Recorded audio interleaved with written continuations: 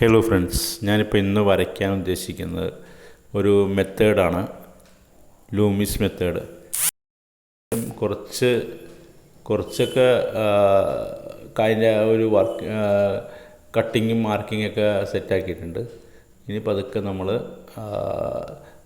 പുള്ളിയുടെ ഒരു ലേഡിയാണ്, ഏകദേശം ഒരു 40-45 ഇയേഴ്സ് ഓൾഡുള്ള ഒരു ലേഡീനെ. ഇതൊരു റഫ് സ്കെച്ചാണ്, അബ്സല്യൂട്ട്ലി റഫ് സ്കെച്ചാണ്. നമ്മൾ ആ ഒരു ഐഡിയയിലങ്ങൾ ചെയ്ത് തീർക്കണതാണ്. നമ്മൾ ഏകദേശം എന്താ പറയുക, ഒരു മിഡിൽ ഏജാണ് ഞാൻ ഉദ്ദേശിക്കുന്നത്. പിന്നെ ഒരു സീരിയസ് ആയിട്ട് ഒരു ഫേസാണത്. ഈ മെത്തേഡ് വരയ്ക്കുമ്പോഴും കുറച്ച് ആംഗിള്, കട്ടിങ്സ് ഒക്കെ നമ്മൾ എന്തായാലും ശ്രദ്ധിക്കണം. എന്നാലേ നമുക്ക് ഏകദേശം നല്ല നമുക്ക് ഏകദേശം പെർഫെക്റ്റായിട്ട് നമുക്ക് ആ ഒരു കട്ടൗട്ട് അല്ലെങ്കിൽ ആ ഒരു പിക്ചർ നമുക്ക് ട്രേസ് ചെയ്തെടുക്കാൻ പറ്റുള്ളൂ എന്നാണ് എനിക്ക് തോന്നുന്നത്. അപ്പോൾ അതൊക്കെ നമ്മൾ മറ്റേ ഫ്രീ ഹാൻഡ് വരയ്ക്കുമ്പോൾ എന്താ പ്രശ്നം വെച്ചാൽ നമുക്ക് അങ്ങനത്തെ ഇതൊന്നുമില്ല. നമ്മൾ എവിടെയൊക്കെ ഡാർക്ക് ഉണ്ടോ ഏകദേശം ഒരു മനസ്സിൽ കാൽക്കുലേറ്റ് ചെയ്തിട്ട് ഡാർക്ക് അങ്ങ് ചെയ്ത് പോകണല്ലേ, അത് തെറ്റായിരിക്കാം. പക്ഷേ ഇതെന്ന് പറഞ്ഞാൽ ശരിക്കും മെഷർമെൻറ്റാണ്, eye to eye measurement, nose, mouth, പിന്നെ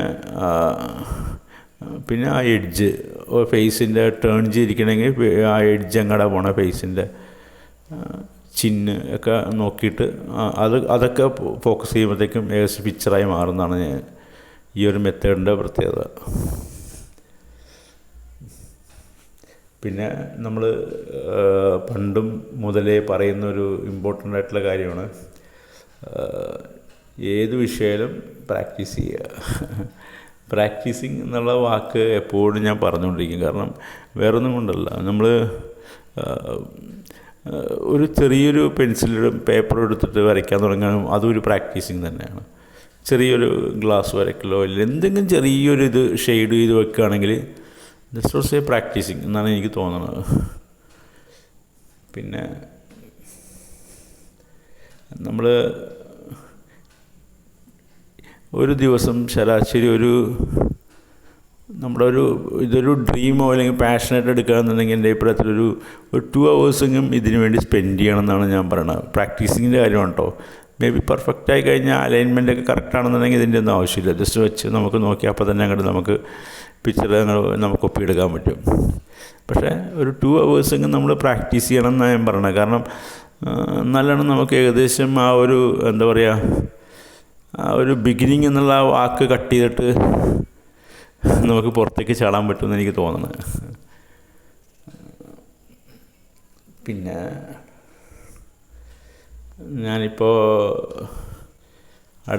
ഞാൻ കുറേ ഷോർട്സ് ഇട്ടിട്ടുണ്ട്, അതിൽ കുറേ നടന്മാരുടെ പടങ്ങളൊക്കെ ഉണ്ട്. അപ്പോൾ ഞാൻ വിചാരിക്കണം നടന്മാരെ ഓരോരുത്തരെ വരയ്ക്കാമെന്ന് വിചാരിച്ചു. ഇതിപ്പോൾ ഞാൻ ശരിക്കും പറഞ്ഞാൽ കുറച്ച് ഫോട്ടോസ് എടുത്തിട്ട് ഇട്ടേക്കണതാണ്, ഉപയോഗിച്ചേക്കണതാണ്. പക്ഷേ അതല്ല, നമ്മൾ ആ ഫോട്ടോസ് നല്ല ഇഷ്ടം പോലെ ഫോട്ടോസ് ഉണ്ട്, അത് ഒരെണ്ണം സെലക്ട് ചെയ്തിട്ട് അത് പ്രോപ്പറായിട്ട് അത് തന്നെ ട്രേസ് ചെയ്യിടാമെന്ന് ഞാനിങ്ങനെ ആലോചിക്കാറുണ്ട്. അടുത്ത് തന്നെ അങ്ങനെ തുടങ്ങുക. ഏകദേശം കുറച്ച് ഷോർട്സ് ഉണ്ട്, അതൊന്ന് കട്ട് ചെയ്ത് ഇതാക്കാൻ വേണ്ടി. പിന്നെ ഞാൻ ഇതിൽ ലാസ്റ്റ് ഒരു പെൻസിൽ കളർ ചെയ്യുന്നുണ്ട്, പക്ഷേ ഇതിൽ വെക്കുന്നില്ല. ഞാൻ എൻ്റെ തംബ്നെയിലിൽ അത് ഉണ്ടാവും.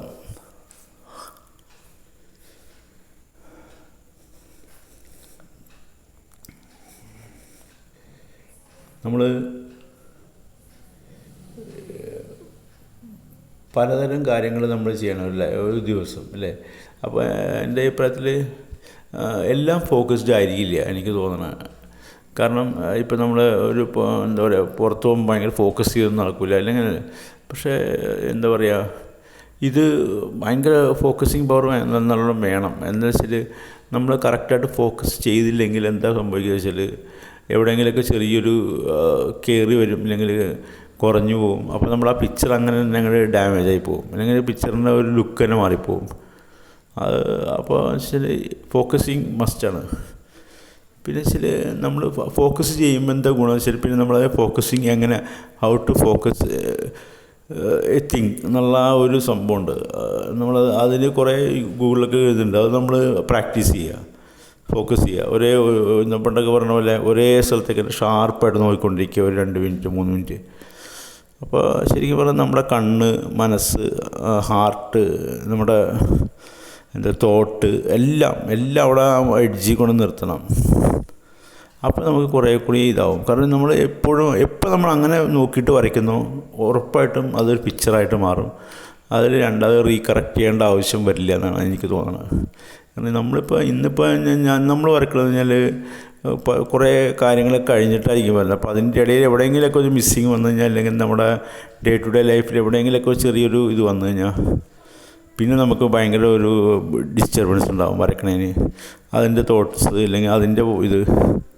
അപ്പോൾ കഴിവതും ഞാൻ പറയണത് എന്താ പറയുക, കുറച്ച് ഫ്രീ ഹാൻഡായിട്ട് നിൽക്കുക. തോട്ടിൻ്റെ കാര്യം പറഞ്ഞു കേട്ടോ, ഫ്രീ ഹാൻഡ് തോട്ട്സ് ആയിരിക്കണം. അപ്പോൾ എന്നാലാണ് നമുക്ക് കുറച്ചും കൂടി ആ ഒരു ഇമേജ് നമ്മുടെ ഇവിടെ വരയ്ക്കാൻ പറ്റുള്ളൂ എന്ന് എനിക്ക് തോന്നുന്നത്. നമ്മളിപ്പോൾ മുടിയും കാര്യങ്ങളൊക്കെ പിക്ചറിൽ കറക്റ്റ് ചെയ്തുകൊണ്ടിരിക്കുന്നതാണ്.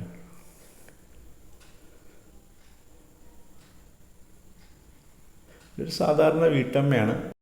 പിന്നെ എനിക്ക് പറയാനുള്ളത്, നമ്മൾ ടൈം എപ്പോഴും കീപ്പ് ചെയ്യണം. നമ്മൾ വരയ്ക്കുന്ന സമയം എത്രയാണ്, ഓരോ പിക്ചർ വരയ്ക്കുന്ന സമയം എത്രയാണെന്ന് മസ്റ്റായിട്ട് നമ്മുടെ ഉള്ളിലൊരു റീഡിങ് ഉണ്ടായിരിക്കണം എന്ന് എനിക്ക് തോന്നുന്നത്. അതുകൊണ്ട് എന്താ ഗുണമെന്ന് വെച്ച് കഴിഞ്ഞാൽ, ഞാനിപ്പോൾ ഏകദേശം 8 മിനിറ്റോളം എടുക്കും ഒരു പിക്ചർ വരയ്ക്കണതിൻ്റെ ഇത്. റഫ് സ്കെച്ചിൻ്റെ കാര്യമുണ്ടോ ഞാൻ സംസാരിക്കുന്നത്. ടൈം എടുത്ത് ചെയ്യേണ്ട കാര്യങ്ങൾ ടൈം എടുത്ത് തന്നെ ചെയ്യണം കേട്ടോ. അല്ലാണ്ട് ധൃതി പിടിച്ചെന്നല്ല ഞാൻ പറയണത് വെച്ചാൽ നമ്മുടെ ഒരു സ്പീഡ് മേക്കിംഗ് നമ്മുടെ ഉള്ളിൽ ഉണ്ടായിരിക്കണം എന്ന് ഞാൻ പറഞ്ഞത്. ഇനി ഞാൻ ഫോട്ടോസ് വെച്ചിട്ട് വീഡിയോ ഉണ്ടാക്കാമെന്ന് വിചാരിക്കണം, ഏകദേശം ആ ഒരു പിക്ചർ നോക്കിയിട്ട്. പറഞ്ഞത് നമ്മുടെ മൈൻഡ് ഹാപ്പി ആയിരിക്കണം കേട്ടോ, അതാണ് ഞാൻ ഉദ്ദേശിച്ചത്. നമ്മൾ മൈൻഡ് ഹാപ്പി ആണെന്നുണ്ടെങ്കിൽ പിക്ചറും അതിൽ കറക്റ്റായിട്ട് വരും. അതാണ് വേണ്ടത്. ഇപ്പോൾ ഫോർ എക്സാമ്പിൾ ഒരു എക്സ്പീരിയൻസ്ഡ് ഡോക്ടർ എന്ന് പറയുമ്പോൾ ശരിക്കും പറഞ്ഞാൽ ആ പുള്ളിക്ക് സർജറി ചെയ്യുമ്പോൾ കൈവിറക്കില്ല. ഇപ്പോൾ കുറച്ച് ബിഗിനിങ് സ്റ്റേജൊക്കെ ആണെന്നുണ്ടെങ്കിൽ സ്വാഭാവികമായിട്ട് കൈവിറക്കില്ല, അല്ലെങ്കിൽ എന്താ പറയുക കുറേ അബദ്ധങ്ങൾ, അല്ലെങ്കിൽ അങ്ങനെ കുറച്ച് പ്രശ്നങ്ങൾ വരാൻ ചാൻസ് ഉണ്ട്. അപ്പോൾ അതിന് വേണ്ടത് ഒരു എക്സ്പീരിയൻസ് ഇല്ലെങ്കിൽ പ്രവൃത്തി പരിചയം അല്ലേ, അത് ഉണ്ടെങ്കിൽ ഓക്കെയാണ്.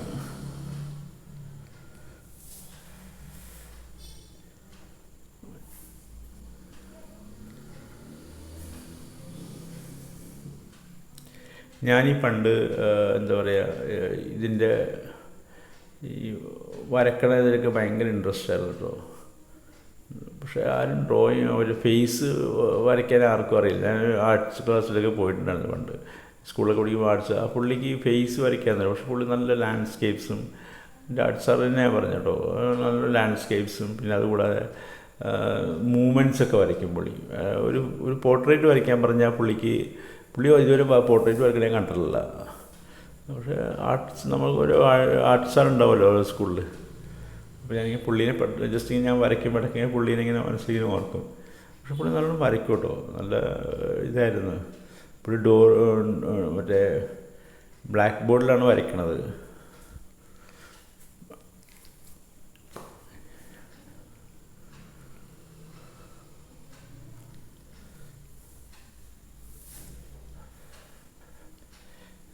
ഞാൻ വരയ്ക്കുന്ന ഒരു മുതിർന്ന സ്ത്രീയാണ് കേട്ടോ. അപ്പോൾ കുറച്ചൊരു യങ് ഏജ് അല്ല, കുറച്ച് ഒരു ഏജ്ഡ് ആയിട്ടുള്ളൊരു സ്ത്രീനെയാണ് വരയ്ക്കുന്നത്. ഏകദേശം നമുക്ക് ഔട്ടറൊക്കെ ആയിക്കൊണ്ടിരിക്കുന്നത്. ഇനി നമുക്കത് കഴിഞ്ഞാൽ നമുക്ക് അതൊക്കെ ബ്ലെൻഡിങ് തുടങ്ങാം.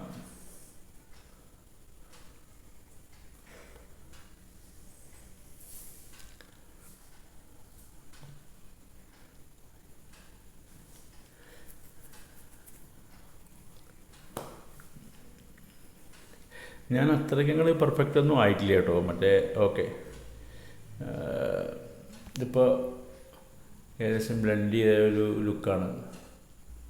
ഒരു പ്രായം, ഒരു മിഡിൽ ഏജ്, ഒരു 10-50 വയസ്സ് തോന്നിക്കുന്ന ഒരു പ്രായമുള്ളൊരു ചേച്ചി എന്ന് പറയാമല്ലോ അല്ലേ. ഒരു ലുക്കുള്ള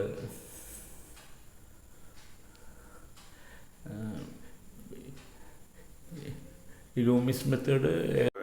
ഞാൻ ഇന്ന് വരച്ച പടം ഒരു മെത്തേഡ് ഉപയോഗിച്ചിട്ടാണ്. ഒരു ട്രഡീഷണൽ ഒരു മിഡിൽ ഏജ് വുമണിനെയാണ് വരച്ചത്. ഒരു റഫ് സ്കെച്ചാണ്. ഇഷ്ടപ്പെട്ടെങ്കിൽ ലൈക്ക് ചെയ്യുക, അതുകൂടാതെ കമൻറ്റ് ചെയ്യണമെങ്കിൽ കമൻറ്റ് ഇടുക. Okay, meet you next video. Okay, thank U.